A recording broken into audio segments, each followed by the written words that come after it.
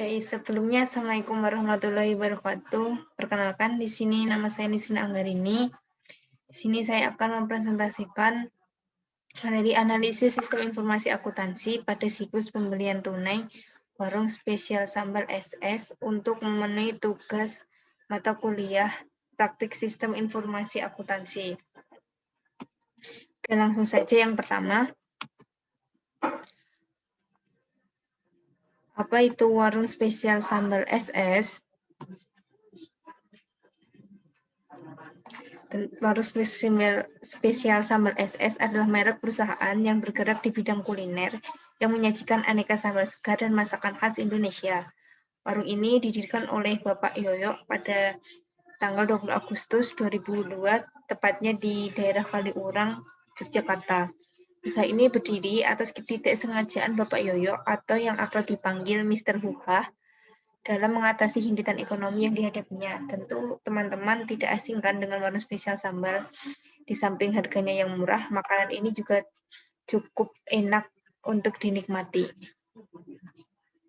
Selanjutnya, alasan saya memilih warung spesial sambal SS dan siklus pembelian tunai adalah karena warung spesial sambal SS merupakan industri kuliner yang sangat diminati oleh masyarakat, sehingga saya tertarik menganalisis sistem pembelian bahan bakunya yang menyebabkan persediaan yang ada dalam warung spesial sambal SS itu selalu bisa memenuhi setiap orderan konsumen. Selanjutnya ada diagram konteks. Di sini ada 4 entitas, yaitu gudang, departemen pembelian, departemen penerimaan, dan departemen pengeluaran kas. Nah, awalnya tuh dari bagian produksi dan bagian perlengkapan itu mengirimkan kebutuhan pembelian akan bahan baku utama dan bahan baku penolong. Dari sini diproses dalam siklus pengeluaran.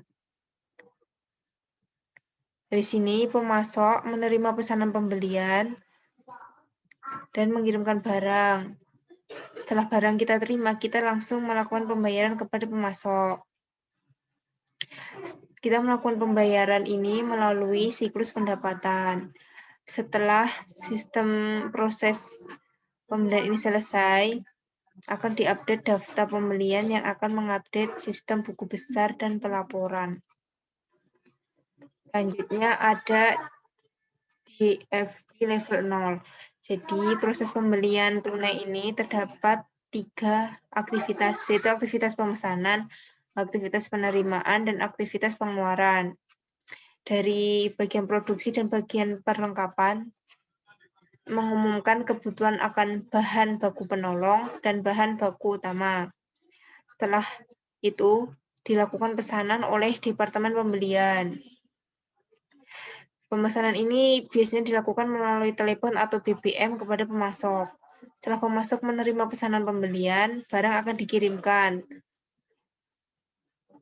Setelah barang dikirim, kita akan melakukan pembayaran, di mana pendapatan kita dapatkan dari siklus pendapatan. Setelah kita menerima, kita akan memperbarui catatan pesanan dan melaporkan penerimaan barang kepada Departemen Gudang untuk selanjutnya diproses dalam siklus pengeluaran kas yang akan mengupdate sistem buku besar umum.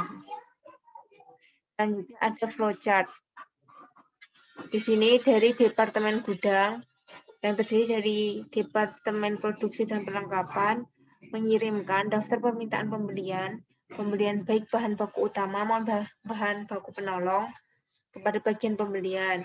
Setelah itu bagian pembelian membuat pesanan pembelian.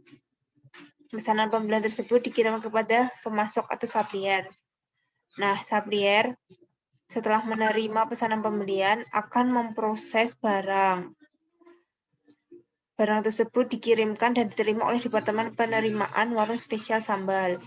Setelah barang diterima, bagian penerimaan akan mencocokkan dengan order pembelian yang dikirimkan oleh Departemen Gudang. Departemen Penerimaan akan membayar sesuai dengan kondisi barang. Setelah itu, Departemen Pembelian membuat laporan penerimaan. Laporan penerimaan ini kemudian akan memperbarui buku besar umum yang diperbarui oleh Departemen Akuntansi. Secara umum, sistem pengendalian yang dilakukan sudah cukup baik karena di warung spesial sambal terdapat pengendalian akses yang cukup memadai. Tidak semua orang bisa mengakses informasi pembelian. Jadi, mengurangi terjadinya kebocoran informasi terkait pembelian kepada pihak-pihak yang tidak diinginkan.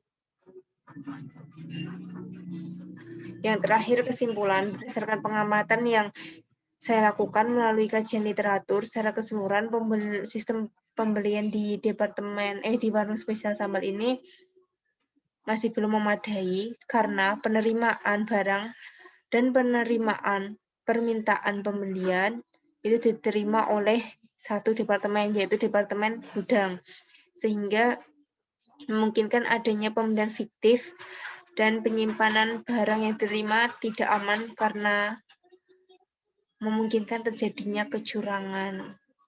Cukup sekian presentasi dari saya. Mohon maaf jika presentasi saya masih belum memuaskan. Terima kasih.